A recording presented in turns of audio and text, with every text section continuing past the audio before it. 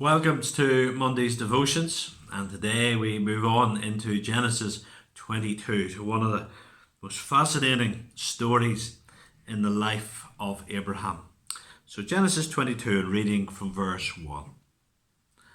After these things, God tested Abraham and said to him, Abraham. And he said, Here I am. He said, Take your son, your only son Isaac, whom you love, and go to the land of Moriah and offer him there as a burnt offering on one of the mountains of which I will tell you. So Abraham rose early in the morning, saddled his donkey, and took two of his young men with him and his son Isaac. And he cut the wood for the burnt offering, and arose and went to the place of which God had told him. On the third day, Abraham lifted up his eyes and saw the place from afar. Then Abraham said to the young men, Stay here with the donkey. I and the boy will go over there and worship, and come again to you. Amen. Time has gone on, and now Isaac is a young man. And Abraham now faces the greatest challenge of his life. He's been asked to take his son, and God's very aware of how special is Isaac, your son, your only son whom you love. God's very aware of what he's asking. And can you imagine such a test being given to Abraham? Abraham is being tested to see if he loves God and trusts God more than anything or anyone else. Does he love God even more than his son? Will he be willing to do this thing to his son, to sacrifice his son for his God? And God challenges us.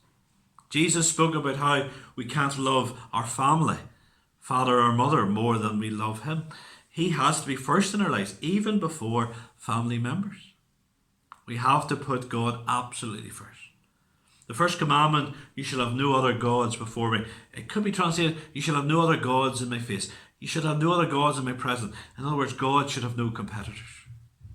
He should have our love above everyone and everything else. Now, how could God ask Abraham to do this? Why would God ask Abraham to do this? Well, he's very specific where indeed Abraham is to sacrifice Isaac. He's to take him to Mount Moriah, which was several days' journey away. Why to that mountain? Well, later a city would be built beside Mount Moriah, the city of Jerusalem. And here on this very same mountain, God's son would be sacrificed, sent as a sacrifice by God the Father. And God the Father willingly gave his son for the sin of his people. And I think in one sense, there's probably no one who understands more what that has meant for God than Abraham does. And Abraham being asked to do this, he has been given a little insight to what it must have cost God to send his beloved son, to be beaten, to be mocked, to be so badly abused by sinful man, and then to be nailed to that cross. How could God allow that? How could God not step in? How could God not intervene? It was out of a love for sinners like us. Abraham understands that, maybe better than most. Just one other thing we see here. Abraham rose early in the morning to do it. And then as he approached Mount Moriah, he leaves his servants behind and just goes with Isaac. He doesn't want anything or anyone intervening in stopping him from doing God's will. And we need to learn from this. When we have challenging things to do, we need to do it quickly. And we need to be looking at what would hinder us from doing God's will and seek to diminish their influence in our lives. What is maybe hindering you? What's holding you back from giving a sacrifice to the Lord, for giving yourself fully to the Lord? What's holding you back?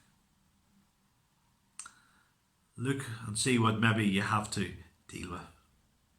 Because as we'll find in this story, those who really trust the Lord will receive wonderful blessing. May God give us grace to be like Abraham, the father of faith, the father of the faithful, to be like him, as men and women of faith.